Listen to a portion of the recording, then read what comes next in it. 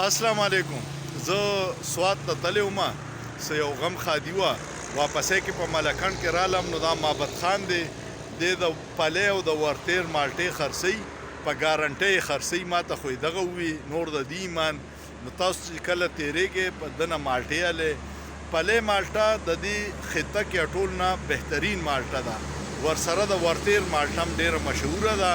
سیزن یې شروع شو، دوی خو یې اکثر د ریټ دپاره لږ مخکې شنه راوشو کوي، خو کومه مالټه چې په باغ کې په ونه کې پخه شي د هغې ټیسټ بالکل جدا وي.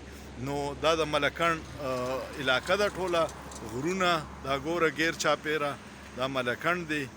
او دا پکې د ورتیر کې د مابد خان د ورتیر او د پلی مالټې خرڅولو ځای دی. ما وی چې تاسو سره یې شیر کړمه چې دا مالټې تاسو هم چرته موقع ورته میلاو شي راشئ. هسې نه اوس رانه دا فرمایش کوئ چې موږ له به مو راوړې وې.